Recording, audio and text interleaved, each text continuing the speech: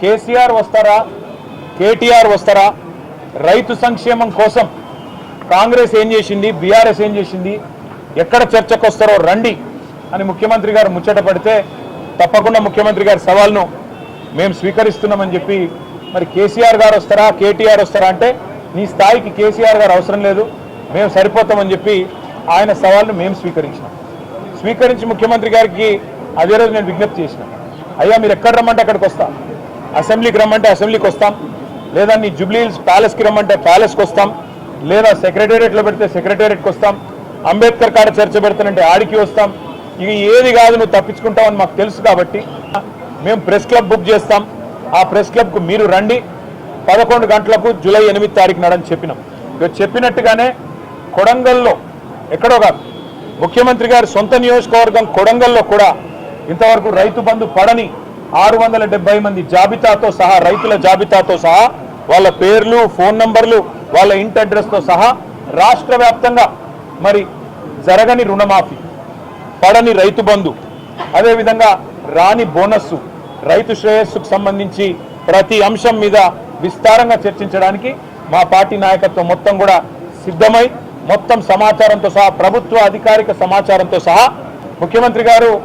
నిన్ననే బయలుదేరి ఢిల్లీ పోయినారంట. మేము అనుకున్నాం వస్తారేమో అనుకున్నాం, ఆయనే ముచ్చటపడి పిలిచిండు కదా వస్తారేమో అనుకున్నాం, రావడం లేదని నేను అనుకుంటా ఉన్నాను, ఎందుకంటే ఢిల్లీలో ఉన్నానని చెప్తున్నారు. మరి వ్యవసాయ మంత్రి గారు వస్తారా, లేదా ఇంకెవరన్నా బాధ్యత గల మంత్రి గారు వస్తారా, లేక ఉప ముఖ్యమంత్రి గారు వస్తారా మాకు తెలియదు. ఎందుకంటే ముఖ్యమంత్రి గారు స్వయంగా విసిరిన సవాల్ కాబట్టి తప్పకుండా వారి ప్రభుత్వం నుంచి ఎవరన్నా ఒక బాధ్యత గల వ్యక్తి వస్తారని నేను అనుకుంటా ఉన్నా. అక్కడ ఎదురు చూస్తాం. ఎవరన్నా బాధ్యత గల మంత్రో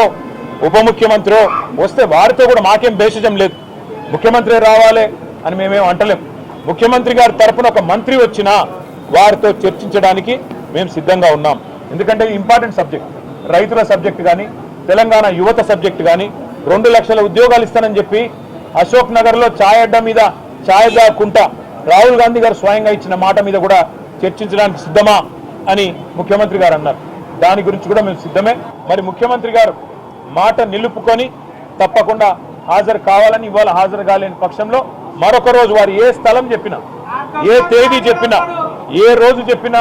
ఏ డేటు ఏ టైం చెప్పినా తప్పకుండా మేము వస్తాము మా పార్టీ తరఫున మళ్ళొకసారి వారి సవాల్ను స్వీకరిస్తూ వారికి విజ్ఞప్తి చేస్తూ, చర్చలో తప్పకుండా ఎవరైనా మంత్రి గారు వస్తే వారికి కూడా ముఖ్యమంత్రి గారికి చెప్పాలనుకున్న అన్ని విషయాలు, రాష్ట్రంలో రైతులకు జరుగుతున్న మోసాలు, రాష్ట్రంలో రైతులకు చేస్తున్న అన్యాయం మీద వివరించి చెప్పడానికి మేము సిద్ధంగా ఉన్నామని మళ్ళొకసారి